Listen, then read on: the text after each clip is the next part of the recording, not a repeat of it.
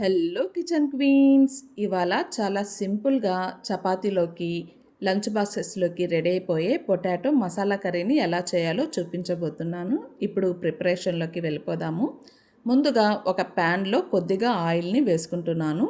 Oil వేడైన తర్వాత ముందుగానే కట్ చేసి పెట్టుకున్న ఉల్లిపాయ ముక్కల్ని వేసుకొని కొద్దిగా కలర్ చేంజ్ అయ్యేంత వరకు వేయించుకుంటున్నాను.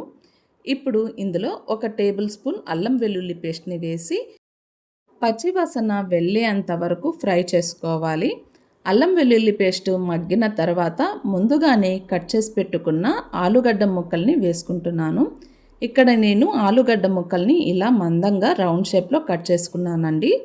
ఇప్పుడు ఇందులో కొద్దిగా పసుపు, సాల్ట్ని వేసి ఆలుగడ్డ ముక్కలు కొద్దిగా క్రిస్పీగా అయ్యేంత వరకు ఫ్రై చేసుకోవాలి. ఇప్పుడు ఒక మసాలాని రెడీ చేసుకుందాము. 1 టేబుల్ స్పూన్ మిరియాలు, 1 టేబుల్ స్పూన్ ధనియాలు, 1 టేబుల్ స్పూన్ జీలకర్ర, కొద్దిగా సోంపు, కొద్దిగా పుదీనా, కొద్దిగా కొత్తిమీర, కరివేపాకు, 2 పచ్చిమిర్చిని వేసి గ్రైండ్ చేసుకోవాలి. ఇప్పుడు ఇందులో కొద్దిగా పెరుగు, 4-5 కాజుని వేసి పేస్ట్ లాగా చేసుకొని పక్కన పెట్టుకోవాలి. ఇప్పుడు ఈ పేస్ట్ని ఆలుగడ్డ ముక్కల్లోకి వేసుకుంటున్నానండి. ఇప్పుడు ఇందులో కొద్దిగా గరం మసాలా, ధనియాల పొడి, కారం, కొద్దిగా చికెన్ మసాలాని వేసి లో ఫ్లేమ్లో పెట్టి ఫ్రై చేసుకోవాలి.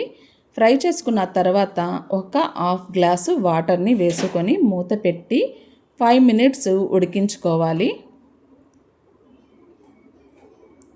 5 నిమిషాల తర్వాత మూత తీసి నూనె పైకి తేలేంత వరకు మరో 2 నిమిషాలు ఉడికించుకొని చివరగా కొద్దిగా కొత్తిమీరని చల్లుకుంటే ఎంతో టేస్టీగా ఉండే పొటాటో మసాలా కర్రీ అయితే రెడీ అయిపోతుంది. చాలా సింపుల్గా టేస్టీగా ఉండే ఈ కర్రీని మీరు కూడా తప్పకుండా ఒకసారి మీ ఇంట్లో ట్రై చేయండి. అలాగే నా ఛానల్ని సబ్స్క్రైబ్ చేసుకోండి. Thank you for watching.